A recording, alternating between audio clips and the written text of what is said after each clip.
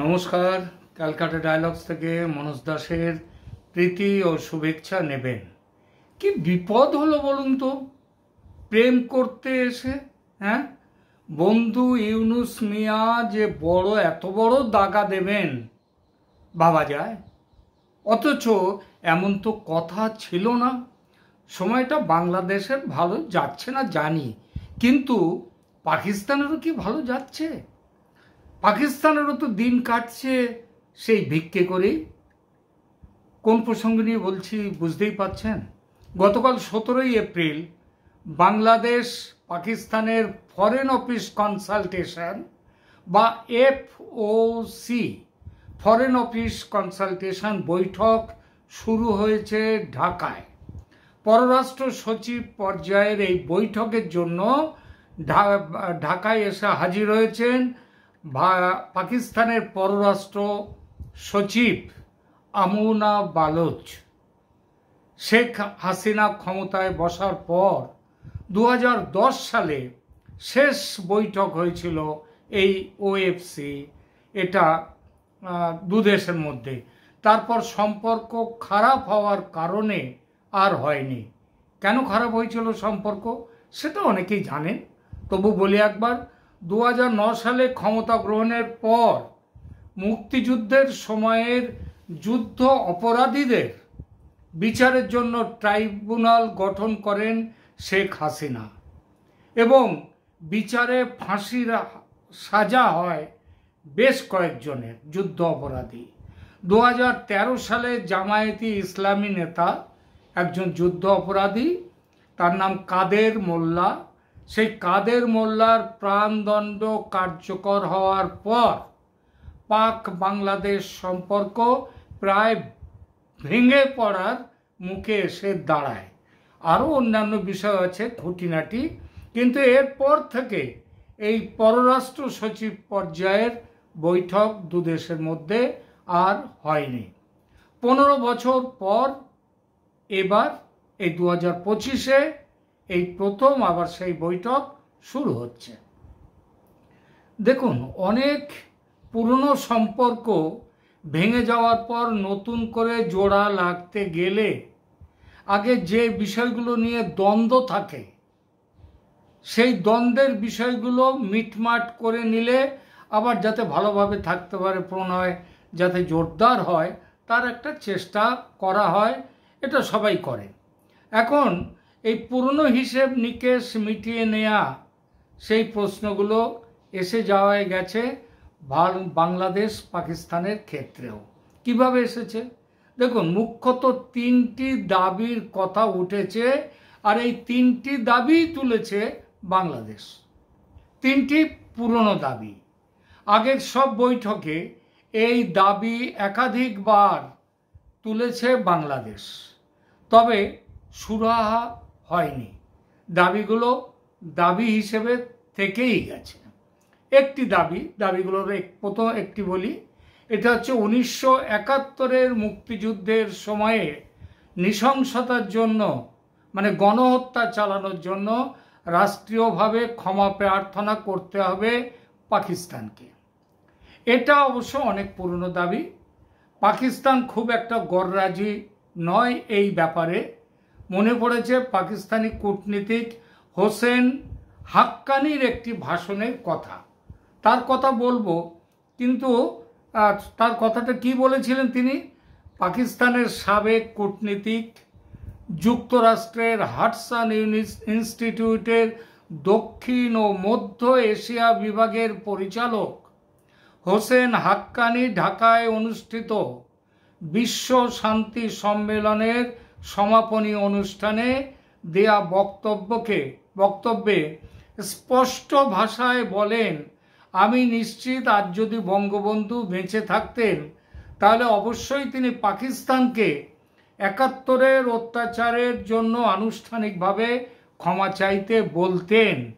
আমি নিজেও এই দাবিকে সমর্থন করি এবং পাকিস্তানের একটা বড় সংখ্যক মানুষ তারাও মনে করে যে বাংলাদেশের গণহত্যার জন্য, 71-এর গণহত্যার জন্য পাকিস্তানের ক্ষমা চাওয়া উচিত।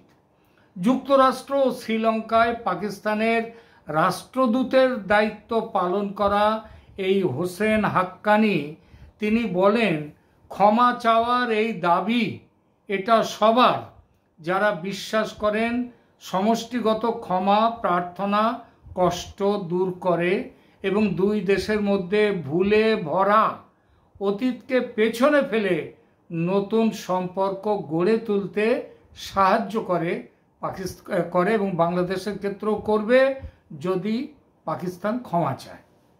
কিসের জন্য ক্ষমা? আবার একটু সেই বিসমিল্লায় ফিরি। সেটা হচ্ছে যে ৭১-এ পাকিস্তানি সেনাবাহিনী বাংলাদেশে যে গণহত্যা চালিয়েছিল তার জন্যে বাংলাদেশের মানুষের কাছে ক্ষমা চাওয়া। এখন এই প্রশ্নটা এই নতুন সরকার এসে কেন করলো?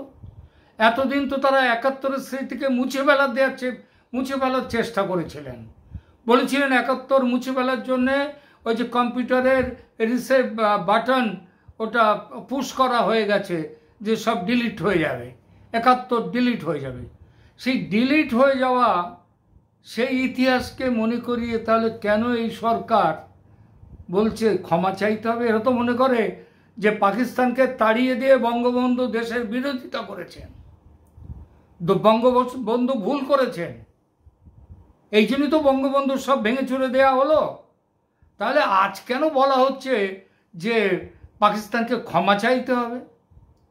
তাহলে কি এই সরকার ইউনূস মিয়া আবার লাইন চেঞ্জ করলেন, নাকি বুঝলেন যে মূলে ঠিক রয়েছেন, তার জঙ্গিবাদ ঠিকই আছে, কিন্তু ভাবছেন একটু খোলসটা একটু পাল্টে নিই?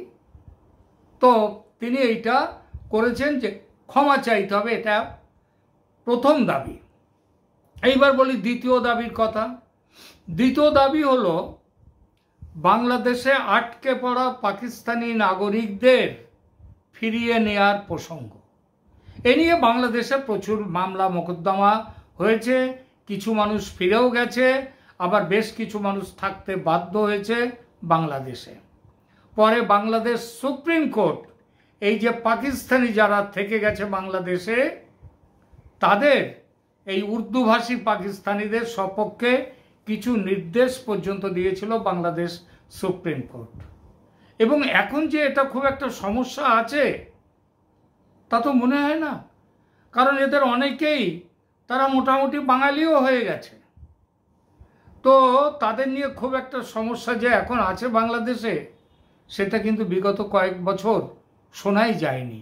তাহলে আর হাসিনা সরকারের পতনের পর এই যে পাকিস্তান প্রেমের, উর্দু প্রেমের, জিন্না প্রেমের জোয়ার এসেছে বাংলাদেশে, তার প্রেক্ষিতে বলা যায় এই সমস্যা আর সমস্যা নেই। অর্থাৎ এদের বড় কোনো ব্যাপার না, এখন সামান্য কিছু লোক থাকতে পারে, কারণ ওপার থেকে এই উর্দুভাষী পাকিস্তানি যারা ছিল বাংলাদেশে তাদের একটা বড় অংশ আবার সীমানা পেরিয়ে আমাদের কলকাতায় এবং বাংলায় এসে গেছেন। তারা বহাল তবিয়তে এখানে আছেন এবং এই কলকাতার আশপাশের যত রাজারহাট ইত্যাদি এলাকা রয়েছে সেখানে গিয়ে একবার দেখবেন উর্দুভাষী মুসলিমদের সেখানে কি রমরমা এখন। যাই হোক, কিন্তু মারাত্মক দাবি হলো, দুটো দাবির কথা বললাম, মারাত্মক দাবি হলো শেষ দাবিটি। পূর্ব পাকিস্তান আমলে পাকিস্তানের কাছে বাংলাদেশের মানে সাবেক পূর্ব পাকিস্তান অধুনা বাংলাদেশের প্রাপ্য আছে $452 কোটি। এই হিসেবটা কেউ কেউ একটু উল্টোপাল্টা এদিক ওদিক হচ্ছে, কেউ বলছেন 432, আবার কেউ বলছেন $452 কোটি। তো এইটা মিটিয়ে দেওয়ার দাবি তুলেছে বাংলাদেশ।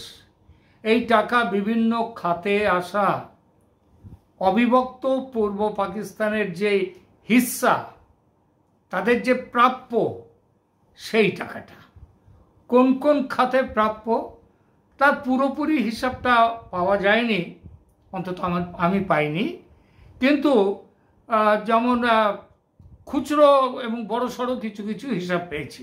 যেমন ধরুন 1970 সালের ভোলা সাইক্লোন এড ফান্ড, মানে 12ই নভেম্বর 1970 সালে পূর্ব পাকিস্তানের ভোলা বিধ্বংসী ঘূর্ণিঝড় বা সাইক্লোনের কবলে পড়ে।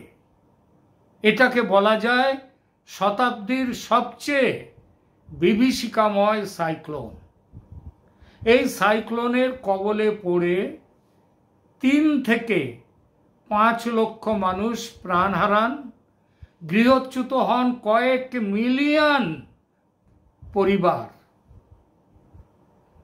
এবং সারা পৃথিবী থেকে এই সাইক্লোন হওয়ার পরে বাংলাদেশের সাহায্যের জন্য তৎকালীন পূর্ব পাকিস্তানের ভোলার বন্যাগ্রস্তদের তাদের সাহায্যের জন্যে এখানে তারা দরাজ হাতে সারা পৃথিবীর বিভিন্ন দেশ তারা সাহায্য পাঠিয়েছিল।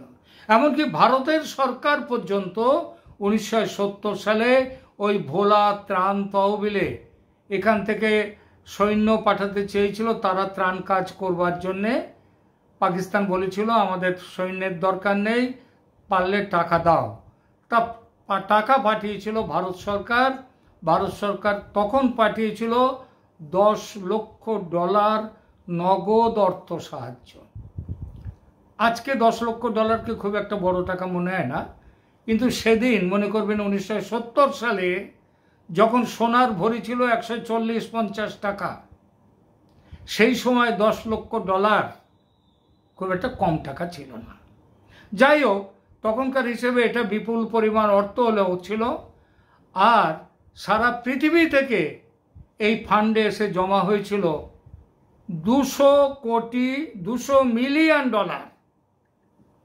$200 মিলিয়ন, 1 মিলিয়ন মানে 10 লক্ষ। এইবার হিসাবটা করুন। নিশ্চিতভাবেই এটা ছিল বিপুল পরিমাণ অর্থ। পাকিস্তান সরকার টাকাটা জমা রেখেছিল, জমা পড়ে স্টেট ব্যাংক অফ পাকিস্তানের ঢাকা শাখায়। কত? $200 মিলিয়ন মার্কিন। পরের বছর হলো 1971, মুক্তিযুদ্ধ শুরু হলো, তারপর পাকিস্তানের পলায়ন এবং বাংলাদেশের জন্ম। তখন জানা যায় যে ভোলার সাহায্যার্থে যে টাকা এসেছিল এবং যে টাকা ছিল স্টেট ব্যাংক অফ পাকিস্তানের ঢাকা ব্রাঞ্চে, সেই টাকা যুদ্ধ চলাকালীন সময়ে পাকিস্তান সরকার পুরো টাকাটাই চুপি চুপি সরিয়ে নিয়ে গিয়েছে। এটা সরাবার জন্য তো কিছু নেই, ব্যাংকের ব্যাপার। স্টেট ব্যাংক অফ পাকিস্তানের লাহোর শাখায় সেই $200 মিলিয়ন তখন থেকেই দাবি করছে বাংলাদেশ। দ্বিতীয়ত, অবিভক্ত পাকিস্তানের সম্পত্তির ভাগ। একটা দেশ যখন ভেঙে টুকরো হয় তখন সমস্ত সরকারি সম্পত্তির ভ্যালুয়েশন করতে হয়। এই ভ্যালুয়েশন করে যার ভাগে যতটা টাকা পড়ে, কারোর ভাগে সব তো একসাথে সব তো সমান পায় না টাকা, কারণ ওটা তো সম্পত্তির ভ্যালুয়েশন। এইবার সম্পত্তির এই ভ্যালুয়েশনের যার ভাগে টাকাটা বেশি পড়ে তাকে করতে হয় কি, অন্য পক্ষকে মানে যারা কম পেয়েছে তাদেরকে ক্ষতিপূরণ দিতে হয়। তো এটা সবসময় হয়। ভারত ভাগের পর ভারতের ভাগে বেশি টাকার সম্পত্তি পড়েছিল এবং ভারত তার জন্য পাকিস্তানকে টাকা দিয়েছিল ক্ষতিপূরণ হিসেবে। এবং এই ক্ষতিপূরণের একটা কিস্তি দিতে জওহরলাল নেহরু একবার দেরি করেন বলে, এবং তখন পাকিস্তানের সাথে যুদ্ধ হয়েছে, তারপরে তখনই যুদ্ধ হয়ে গেছে, তার আগেই জওহরলাল নেহরু খেপে গিয়ে বলেছিলেন টাকা দেব না। তাতে মহাত্মা গান্ধী অনশনে বসেছিলেন, এক্ষুনি টাকা ফেরত টাকা দিয়ে দাও পাকিস্তানকে, এবং সরকার সে টাকা দিয়েছিল। তো যাই হোক, এই খাতেও বড় পরিমাণ একটা টাকা পাওনা রয়েছে পাকিস্তানের কাছে বাংলাদেশের। ঠিক আছে, তো এইরকম। তৃতীয়ত, এবার আরেকটা খাতের কথা বলি। পূর্ব পাকিস্তানের কর্মীদের প্রভিডেন্ট ফান্ডের জমা টাকা, আর সরকারি চাকরি করলে তার প্রভিডেন্ট ফান্ডের টাকা দিতে হয়। এবার সেই জমা টাকাটা চলে গিয়েছিল, পুরোটাই পাকিস্তানে নিয়ে চলে গিয়েছিল। বাংলাদেশের যারা সরকারি চাকরি করেছেন তারা প্রভিডেন্ট ফান্ডের সেই টাকাটা পাননি, তাদের টাকা তো পাকিস্তানে চলে গেছে। সেই টাকার পরিমাণটাও কিন্তু কম নয়, পুরোটাই মেরে দিয়েছিল পাকিস্তান। আর টুকটাক এখাত সেখাত ইত্যাদি আছে, সব মিলিয়ে পাওনা ওই $4.52 বিলিয়ন বা 452 কোটি ডলার। সে যেরকম ভাড়েমা ভবানী এখন দুই দেশের, তাতে এই দেনা মেটানো পাকিস্তানের বর্তমান শাসকদের পক্ষেও একেবারেই সম্ভব নয়। এমনিতেই তারা ভিক্ষাপত্র হাতে নিয়ে ঘুরে বেড়াচ্ছে IMF এর কাছে, বিশ্ব ব্যাংকের কাছে, আর আমেরিকা তো টাকা দেওয়া বন্ধ করে দিয়েছে। তো এই অবস্থায় পুরনো দেনার দিন যাদের চলে না, তারা পুরনো দেনা মেটাবেটা কি করে? সুতরাং তারা এটা শুনেই থমকে গেছে। এই দাবিটা শুনে, প্রথম দাবিটা তো তহুনায় ছিল, যা হোক একটা জায়গায় পৌঁছানো যেত। ওখানে একটা মুশকিল অবশ্য প্রথম দাবির ক্ষেত্রে এটাও ছিল, ওই যে ক্ষমা চাওয়ার ব্যাপারটা, এটা পাকিস্তানের সামরিক শাসক, এই পাকিস্তানের যে যারা বেসামরিক শাসক যারা আছেন, যারা নির্বাচিত হয়ে শাসন করেছেন যারা, তারা চেয়েছিলেন একটা ক্ষমা চাওয়ার কথা, যে গণহত্যার জন্য ক্ষমা চাইছি। কিন্তু পাকিস্তানের সামরিক যে শাসন, তারা বলেছে ক্ষমা চাইব ওই অসভ্য বাঙালিদের কাছে, ওদের কাছে ক্ষমা চাইব না। আপনাদের মনে আছে হয়তো 71-এ নিয়াজি সাহেবের সঙ্গে আমাদের ভারতের সেনার অরোরা সাহেবের যখন স্বাক্ষর হচ্ছিল শান্তি চুক্তির, তাতে বাংলাদেশের সেনা যারা মুক্তিযুদ্ধের সেনাদের নেয়ার, তাদের সেনাপতিদের নেয়ার কথাও হয়েছিল। পাকিস্তান রাজি হয়নি, বলেছে যারা যুদ্ধ জানে না, যারা এই লড়াই, যারা এই সেনা, যারা কোনো রেগুলার সেনা নয়, তাদের কাছে আমরা কোনো শান্তি চুক্তিতে তাদের কাছে আমরা মাথা নত করব না, মনে রাখবেন। তো এই যে ক্ষমা চাওয়ার ব্যাপারটা, এটা কিন্তু বাধা দিচ্ছে ওই আর্মি থেকে। আর স্টেট ব্যাংক অফ, এই যে তৃতীয় যে ব্যাপারটা, যে আমার $452 কোটি ফেরত দিতে হবে বাংলাদেশকে, তো এটা বাংলাদেশ পাকিস্তান দেবেটা কি করে? স্টেট ব্যাংক অফ পাকিস্তানের একটা তথ্য বলছে, চলতি মাসের 4 তারিখে পাকিস্তানের রিজার্ভ ছিল $15.75 বিলিয়ন বা 1575 কোটি ডলার। অর্থাৎ বাংলাদেশের দাবি মেটাতে হলে প্রায় 1/3 কিছুটা বেশি, 1/3 কিছুটা কম সেই টাকা তাদের রিজার্ভ ফান্ড থেকে এনে বাংলাদেশকে দিয়ে দিতে হয়। তো এটা করলে তার দেশ চলবে কি করে? এত সেনা, এত সরকারি কর্মী, তাদের টাকা মেটাবে কি করে? আরে দেনা মেটানোর কথা ছেড়ে দিন, ওটা চীনের হাতে পায়ে ধরে নাই মিটবে, কিন্তু সরকারি কর্মী, সেনাবাহিনী, তাদের তো টাকা দিতে হবে, সেই টাকাটা কোত্থেকে আসবে? সুতরাং তারা এইটা শুনেই তারা মোটামুটি একেবারে তাদের দম বেরিয়ে যাওয়ার মতো হয়ে গেছে। আর এদিকে বাংলাদেশের হাল দেখুন, তাদেরও তো কিছু না করে উপায় নেই। বাংলাদেশের হালও বহুত নাজুক, তারও দিন চলে না। তাই সম্পর্ক তৈরির আগেই প্যাঁচ মেরেছে, এইভাবে আমাদের টাকা দাও। পাওনা টাকা অন্যায় নয়, পাওনা টাকা চাওয়াটা তো অন্যায় নয়, পাওনাদারের কি অন্যায়? সুতরাং দেখা যাক এই টানাটানি শেষ পর্যন্ত কোথায় যায়। কথা ছিল এই বৈঠক সফল হলে পাকিস্তানের পররাষ্ট্রমন্ত্রী কাম উপপ্রধানমন্ত্রী ঢাকায় আসবেন। তার মানে বৈঠক ব্যর্থ হলে তিনি আসবেন না, এটাই তো বোঝায়। দেখা যাক বৈঠক সফল হয় কিনা শেষ পর্যন্ত।